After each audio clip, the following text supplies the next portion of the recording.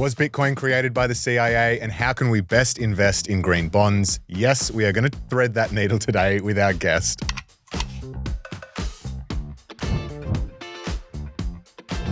From Equity Mates Media, this is Basis Points, a show that helps advisors find small improvements that compound into big outcomes. I'm Bryce, and today with my co-host Ren, we're speaking with Chris Joye, Chief Investment Officer and Portfolio Manager at Coolabah Capital. Ren, good to be with you. Bryce, good to be with you. Excited for this one. You're right. We are going to thread the needle they said couldn't be thread. Was Bitcoin created by the CIA? Yeah. How do we best invest in green bonds? We're going to bring that together. And we can only do it because we're speaking to the one and only Christopher Joye. Yeah. Being the CIO of his investment firm wasn't enough. He's also a contributing editor to the AFR. He's got opinions on a lot of things happening in markets well beyond fixed income. And in today's conversation, we're going to cover a lot of that. AI, CapEx, Supercycle, Bitcoin sell-off. USD. The US dollar, are we de-dollarizing or are we re-dollarizing? Yeah. We're going to come back here in Australia. He's got some strong thoughts on the RBA and where interest rates go next. And then we are going to talk about the latest fund in the Coolabah range. It is the Global Carbon Leaders Fund, CBNX. It's traded on CBOE. So we're going to cover a lot in this episode. We are. It's always a lot of fun chatting to Chris. Before we jump in, a huge thank you goes to our partners here at Basis Points, CIBO, Milford and Orbis Investments. But a particular focus and thanks goes to CIBO. Did you know that Australia has more than one stock exchange? You might have traded on CIBO without even realizing it. With approximately 40% of Australia's ETF trading happening on CIBO, they understand the growing interest in ETFs amongst Australian investors. Thank you to CIBO and all of our partners for helping us keep all of our content here at Basis Points free. All right, and one final reminder before we get into it, every episode of Basis Points is accredited by the FAAA for CPD points. So head to the YouTube description or the podcast show notes, hit the link, complete the quiz. We will send you your certificate. But Bryce, with that said, let's get to our conversation with the one and only Christopher Joye. Chris, welcome to Basis Points. Yeah, thanks for having me. Actually, our tagline under our corporate brand is every basis point counts. Have you guys got a trademark on that? We actually do for media. Yeah. Okay, interesting. I might have to look into that. Let's take a little bit of a legal threat. All right. Well, for now, you're listening to Basis Points. You might be listening to something else. But look, we don't want to talk about our legal stoushes. We want to talk about your views on markets. And we're going to also talk about one of your funds that's listed on CIBO, the Global Carbon Leaders Fund. But before then, we want to get stuck into your views on what's happening in the world. We had a look at your Twitter feed as we were preparing for this interview, and one topic dominated recent conversation: Bitcoin. Yeah. So give us your thoughts on the crypto sell-off. Well, this is for all the crypto junkies out there. I mean, Bitcoin's pure Ponzi, so it has no intrinsic value. It wouldn't surprise me at all if it went to zero one day. Let's just deal with the facts. We use it for nothing. It was proclaimed to be the next great hope for a medium of exchange, and we don't use Bitcoin for anything. One. It was meant to be the mother of all inflation hedges. It proved to be perfectly correlated with inflation. So when we had the huge inflation shock in 21, 2, 3, 4 continues, it fell 80%. It was meant to be a diversifier. You want some crypto to diversify. Perfectly correlated with equities. It was meant to be a stable store of wealth. As it turns out, it's the most volatile asset that exists. Sadly for the crypto junkies, trading actually today below its level in 2021. So if you bought it at the end of 21, they hate it when I point this out. But it peaked at $68,000 and it's been recently below that level. So you've actually lost money over that period. They claim it's impervious to any security vulnerabilities, but I've argued for a decade it's not cryptographically secure. That's one of the big concerns. People are now fretting, and I've been saying this for 10 years, watch out for quantum computing. And that's the new anxiety. It was written or created by the pseudonym of the guy that wrote the Bitcoin paper that created Bitcoin and blockchain was a guy called Satoshi-san. In Japanese, and of course I was just in Tokyo 2 days ago, konnichiwa. In Japan, I was skiing in Niseko, and they started referring to me as Oki Inu, and this means big dog. Okay. But Satoshi-san literally translated means central intelligence. CIA created Bitcoin. In his paper, coincidentally, he predicated all of the security of the blockchain on SHA-256. And of course, both of you guys are experts on SHA-256. Of course. But Yes. for our listeners, maybe just explain it to them. Yeah. So SHA-256 was invented by the NSA. And it's, hashing technology that it can obviously corrupt and break because, the NSA's sole mission is to keep secrets and steal secrets from foreign adversaries. And it's not in the business of giving away security protocols for free that North Korea and China and Russia can use to prevent them from accessing their secrets. So most computer scientists agree that it's clearly a Western intelligence honey trap that is there to try and encourage non-state actors to put stores of wealth into this medium that they can access and control it at some point in time. So it really has no intrinsic utility other than there is one good business case for crypto, which I'll articulate. If you're an individual living in a non-democratic state and you want to store wealth beyond the purview of the nation state, the dictator or despot that otherwise controls your life, I think actually crypto makes some sense. So for the billions of people out there that are not in democracies and worry about these despots stealing their wealth, then maybe there's a role for it to play. But I see it more likely than not disappearing. Wow. If the CIA did make it, though, is it weird that they called it central intelligence? Well, I've actually spent a lot of time talking to people about this, and I only discovered that about 2 weeks ago. Okay. Yeah, so it's actually not widely known.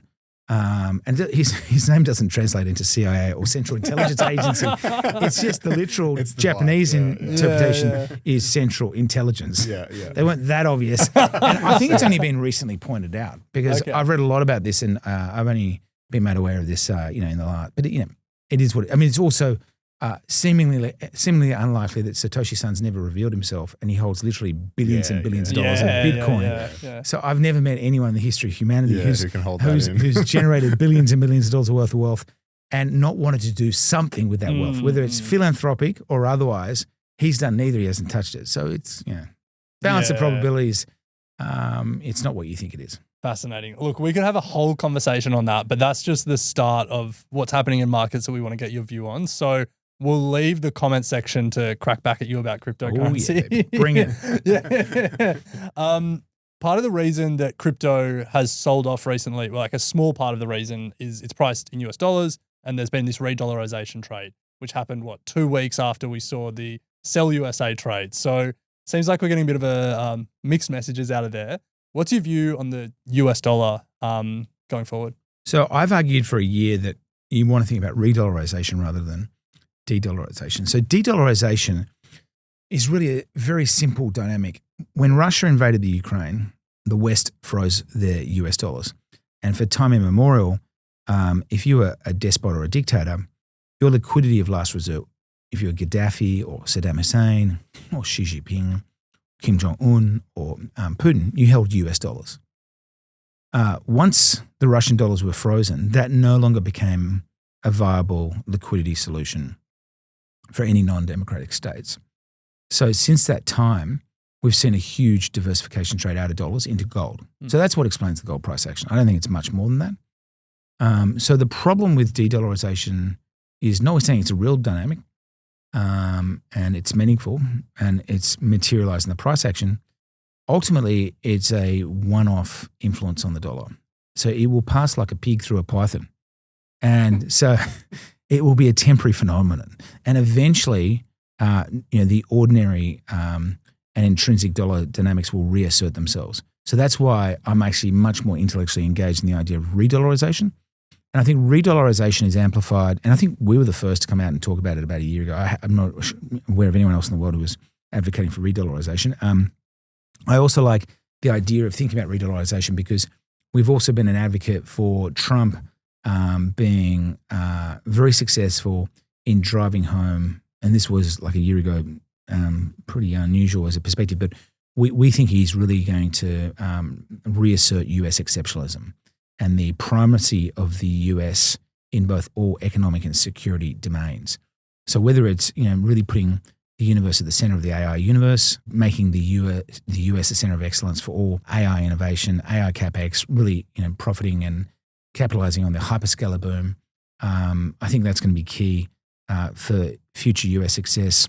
We also have a set of policy settings in the US that are very, very constructive for the US economy. So another view of ours has been, which was a bit contrarian last year, was the US economy would be much stronger than people think because you've got stimulatory fiscal policy with the One Big Beautiful Bill Act. You've got big rate cuts. That's likely to fire growth and power growth into the midterms in November this year. And then just the assertion of US power globally in geopolitics, the fact that this guy flew two B-2 stealth bombers into Iran, eviscerated Natanz and the other nuclear facilities, and immediately changed the calculus and balance of probabilities and power of that state, which had been an existential threat for the Middle East and for the West for decades. The way he's reshaped European defense spending and, for example, German fiscal policy. So now you're seeing the Germans spending hundreds of billions of dollars and that pushing up German government bond yields. Trump's having a profound influence on everything. And I think at the end of the day, this is a projection of unadulterated US power. The fact that, we've talked for decades about dealing with Venezuela, he just sends in Delta Force. Mm-hmm. The leader of Venezuela had been dancing on TV, sort of, goading Trump to come and get him while he wakes up one night and he's in handcuffs and then they use sound wave weapons against all of his security personnel that rendered them redundant. So I think the US will be the strongest economy in the world on the balance of expectations, and it's got a lot of tailwinds. We actually think that we could see a hawkish pivot from the Fed this year because you've got strong growth. You do have strong productivity. AI could be deflationary, but we think AI is inflationary, not deflationary in the short term. And that's because you're creating a competition between the biggest companies in the world that are contesting finite resources, chips, memory cards, the inputs into data centers. That's creating inflation in those inputs in some commodities and also some consumer prices. And if you account for the fact that the Fed has to deal with an economy which has the weakest population growth in history, so the Republic has the slowest population growth because Trump's also been incredibly successful at cauterizing the borders. So illegal crossings have slumped by 95%. And this means we've got no labor supply in the US. So if you've got a booming US economy with no labor supply, you could get wage inflation. So if we get a re-rating of rates, then we have seen rates rise, obviously in Australia. If we, heaven forbid, got the Fed talking about having to hike rates, and we've been saying this for 6 or 12 months, and actually just in the last 24 hours, Fed voters have come out and said, well, we actually think the next move may be up, not down. That could be a big problem for asset prices because if you get a US 10-year bond yield that starts moving back towards 5%, watch out equities. How do you square that with the noise coming out of the White House and Trump's desire to put in a Fed chair that will cut rates? So I think the analysis of the Fed vis-a-vis Trump is complex. I don't think Trump is trying to get 1% rates or 0% rates because that would be crazy. You get huge inflation and much higher rates. And he knows that. He's very, very smart. I think Trump has a huge problem with Jay Powell because he appointed Powell. And he would have thought Powell would be differential in some respects, not in respect of rates, but Powell was very political prior to the US election. He was clearly pulling for the Democrats, probably because he and Trump were locked in this forever war. So they ended up in this huge imbroglio, and that manifest in the form of a Fed that was very dovish before the election. Most people thought they were being a little partisan. And then once Trump won the election, the Fed was uber hawkish, and basically Powell did everything humanly possible to make life difficult for Trump. And Trump has a maxim which is like, it's not an eye for an eye, it's 1.5 eyes for an eye. So he has this really strong belief that when someone goes at you, you need to go at them much harder. And that's what he's done with Powell. He basically said, I'm taking you out and I'm putting my man in. Now, Walsh has a history of being a hawk and being anti-QE, but obviously he's saying whatever he has to say to get into that position of power. So I think you might get some perfunctory initial high cuts, so 1 or 2 cuts, but he may get none because he doesn't have the same control over the Fed that Powell had. And if the data, listen, the Fed's going to be data dependent. If the data starts reanimating, if we get any sign of inflation pressures, he's not going to be able to cut. So maybe we get 1 or 2 cuts. But for us, that only increases the probability of more inflation pressures down the track. And I think ultimately he'll pivot hawkishly. Now, you mentioned AI there, and obviously the big story at the moment is the incredible levels of CapEx that is going on in the space, and it's now squarely in your domain. What is your view on the increased debt that's being issued to bring it fund on. this? Like, this is fantastic. So we trade 1 to 2 billion in a day, right? We trade all the hyperscalers issues, but we tend not to hold very long. So we're typically only holding their bonds for a few hours. Whoa. So what we're doing is harvesting the new issue concession and then monetizing it and moving on. So we have no exposure to tech or hyperscalers. We are just monetizing the new issue concessions and rinsing and repeating. So we bought Google's 100-year bond, held it for about an hour, got a 80 basis point capital gain, flipped it, moved on. So the hyperscalers Every basis point. Every basis point counts. Thank you for quoting my trademarked corporate brought that up. byline. So, but they're bombing bond markets with these new issues, which is great. So we're a very primary or new issue focused investment strategy where we harvest a lot of alpha from primary trading.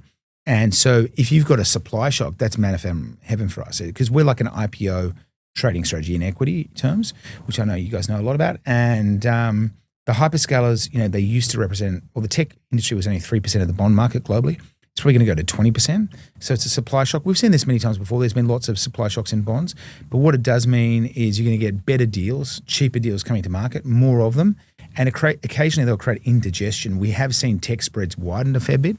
So tech companies having to pay 20 to 30 basis points more in interest when they bring deals to market. And that's in an environment where generally credit spreads have tightened, but it's fantastic. I mean, we also originated, I think, a really novel idea last year, and that was that the hyperscalers were engaged in a game theoretic deception strategy, and they were systematically understating their true CapEx intentions. Because what we did was when we quantified what they'd claimed they were going to spend and compared that to what they actually spent, they were missing their projections by 50 to 100% plus, as in they were spending way, way more than what they claimed they'd spend. And that's continued to play out. They constantly upgrade their CapEx intentions because Apple doesn't want an Amazon or Meta to know precisely what they're going to be investing because they're all competing for the same resources, the same inputs, the same chips, the same memory cards. So I think the CapEx is going to be a lot bigger than people realize. So just put that in context. The 4 hyperscalers, Meta, Amazon, Microsoft, and Google, are estimated at $660 billion this year. That's up 60% from last year. And you reckon that's understated? Yeah, and I think you'll see the actual issuance, the bond issuance, the debt issue. So, the proof in the pudding is about not necessarily what they're spending because it's hard to measure and get real-time data on that. What we can see is the debt they're raising to fund that spending. And I bet you'll see the actual debt issuance will be much more. Yeah, okay. Yeah, that'll be the tell. Yeah, so they'll just do like jumbo. And Google did 3 deals simultaneously in Swiss francs, sterling, US dollars. And you're going to see more and more of that. And so I guess maybe because you're not holding them for as long, you're not thinking about it as much. But how much are you worried about like the credit worthiness? Maybe not of like a Google, but maybe of like an Oracle. Yeah, very worried. I mean, we've avoided Oracle generally like the plague. I think it's going to create lots of credit stresses in the tech industry. We're seeing obviously questions raised about software companies. I think the other thing is if the RBA hikes rates as far as we think they might have to, so we've had one RBA rate hike, but we think the RBA might have to raise rates 3 to 4 times. And we think the cash rate might need to go to 4.5%, possibly higher. It's only at 3.85. Imagine the stress that's going to put on different industries in Australia, private markets, for example, a huge sequence of rate hikes. We saw massive problems with insolvencies in Australia over the last few years in response to the first batch of RBA rate hikes. We saw huge defaults. We saw funds freezing. We saw funds that had a lot of concentrated default exposures. We think we could see a repeat of that if we get a sequence of RBA rate hikes. No one's prepared for these hikes. These really came out of the blue. We argued in 2024, all that year, we had this battle with the RBA saying they went to 4.35% in November 23, but they stopped. The rest of the world went to 5 to 5.5. So Canada, New Zealand, UK, US all raised their cash rate to 5% to 5.5%. The RBA said, no, we're much smarter than those guys. We're going to thread the needle and engineer this narrow path where we won't have an increase in unemployment, but inflation will go down. We said, you're wrong, because we ran the RBA's own models and the models said you got to go to 5%. Anyway, as it transpired, fast forward to 2025, they said, inflation will be benign, 2.6% was what they predicted. Our predictions were that core inflation would be 3.3. It printed 3.4. Massive miss. Some of the biggest forecast misses on inflation for the RBA since 1993. And they've had the embarrassment to be the first central bank in the world post-pandemic to hike rates, cut rates, and then have to hike again because they've basically waved the white flag of defeat on the price stability battle. So this is a big deal for Australia. If we get big hikes, now they don't want to hike. Again, they're such dimwits. They hike. No, but seriously, they hike in February. Normally, every other central bank in the world, when you start a hiking cycle, every bank in the world does the same thing, and the RBA in the past has always done the same thing. Hike rates, okay, there's more to come. You need to be cautious. You need to be careful because we want to basically put a dent in demand and we want to encourage more risk aversion, more prudence. We want people to be thriftier. Instead, the RBA says, one and done. Hey, it's just like, dudes, like the classic sort of strategy in central banking is to use the jawboning, the signaling, the so-called moral suasion to serve as a de facto second or third hike, right? But they, can't manage themselves out of a paper bag. So I guess two parts. What do you think the RBA will do for the remainder of the year, and what do you think they should do? According to our models, we need probably another three hikes. I think they'll hike rates once or twice more. And so I don't think they'll do enough. And I think the inflation problems are going to be persistent and belligerent because they're really driven by government, particularly the unprecedented budget deficits that state governments are running and the federal government's running. And we've got to a situation in Australia where 1 in 2 Aussies are deriving more than half their income from government or government-related sectors and welfare. And so the political trade here is just spend as much money as possible. This is the Dan Andrews playbook. Basically spend so much money that you financially conflict voters to always vote you back into power. And that's tenable until you get to a point where you rack up so much debt and you generate so much inflation that you start getting blamed for the higher interest rates. In Victoria, prior to the pandemic, they only owed $45 billion to the world. Care of Dan Andrews, they owe almost $300 billion to the world. And there's not much to see that they've actually got for that, $250 billion increase in debt. So, right now, everyone's a cash junkie. Everyone's myopic. It's like, yeah, give me the money, bail me out. Suck on the NDIS teat. But at some point, there has to be a reckoning. And I think if you look to states like California and New York in the US, they're kind of having their reckoning. They're failed states. They've run budget deficits for 8 years, terrible public policy, and now they've got real big problems with rampant crime, homelessness, huge tax increases. You pay 50, 60% tax rates in those states collectively with federal taxes.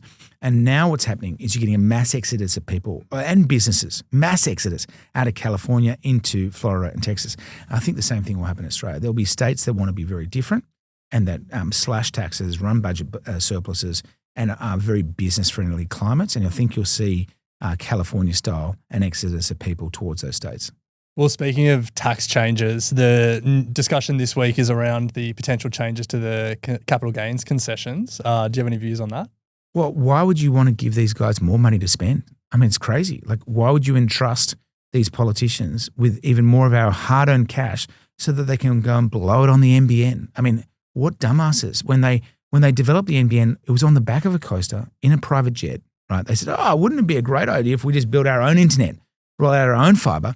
They've spent like 60 to 70 billion on this thing, and it's completely eviscerated by Starlink. Completely unnecessary. You can sit in a plane and get download speeds of 450 megabits per second because Elon's put 8.5 satellites in the air, 8,500 satellites, suborbital satellites into the air, and you don't need the NBN anymore. You'll be able to get Starlink on your phone soon. So these kind of dumbass white elephant ideas that politicians are prone to coming up with because they want to be nation building, sort of all things to all people. And ultimately, they're just torching taxpayer dollars. It's not clear that any of this stuff will be worth anything in the future. If you were treasurer for a day, what's one policy or, I guess, action that you try and bring in? I'd increase the GST and I'd massively reduce income and corporate taxes. Yeah. Well, look, we could talk about the market and your views, but we do want to turn to your investing process and the Global Carbon Leaders Fund. You touched on it earlier about how frequently you trade, how you own some of these new issuers for a matter of hours and then you trade them. And that's different to your peers. You guys are so much more active. You trade as much as possible. So can you talk to your process? And for advisors watching and listening who may have heard from other fixed income managers, just how different is it? Wait a second. You guys have other managers on the podcast? On other podcasts, not ours. Thank you. I thought I was an exclusivity here. Otherwise, I'm not coming back. For that to work, you got to come back every week. Yeah. So short strokes, there's two ways to deal with bonds. One is to hold a bond to maturity, which is what everyone else in the world does. And if you do that, the only return you're going to get is the yield on the bond. And to get more yield, you got to take more risk. You go into private debt, you go into subordinated asset-backed securities, you own Virgin Airline notes that end up being zeros, which a lot of Aussie credit funds do or did. You buy Credit Suisse hybrids, which were really popular amongst all of our peers, and they ended up being zeros because you chase yield. Yield's a pure proxy for risk, and you take default risk or liquidity risk. Another option, which is what we do, is you don't hold the bond to maturity and you look for mispriced bonds, much like a stock picker would do mispriced equities. If you're Warren Buffett, you want a cheap stock that's got a high dividend yield, it's mispriced. As the capital the capital value of the stock appreciates, the dividend yield comes down, you get a capital gain, you bank it, you move on.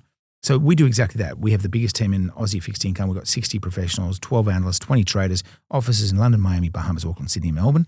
And we trade about $1 billion to $2 billion a day. And we have 80 bond pricing models. And we're just trying to do something conceptually simple. We trade only the safest bonds in the world that have no default risk. So we're trading the boring part of the bond market, government bonds, European Union bonds, Canadian provincial bonds, Aussie state government bonds, and the safest companies and banks in the world, CBA, ANZ, JP Morgan, Goldman Sachs, Microsoft, Google, etc.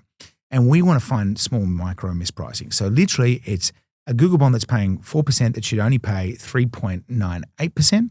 And literally, typically we're only getting about 2 basis points of yield reduction, but that gives us a small, tiny little capital gain. And we bank that capital gain and move on. And we do this all day, every day. We're doing $1 billion to $2 billion a day. We make money about 85% of the time. So our hit rates are super high. And it's really the Bradman strategy apropos or juxtaposed against the Adam Gilchrist strategy. And I'm obviously talking about cricket for those who don't know. So Gilchrist was this wham, bam, shazam wicketkeeper who hit 6s and 4s all the time and was incredible, but he also got out a lot. Bradman, greatest statistical sportsman in history, averaged 99.94. And his entire test career only hit 6 sixes. And he was just a singles guy. And that's what we want to do. We want to have small gains, compound them up, make money 85% of the time, and generate large excess returns. Now, the thing about the Carbon Leaders Fund, it is the first green bond hedge fund ever launched anywhere in the world.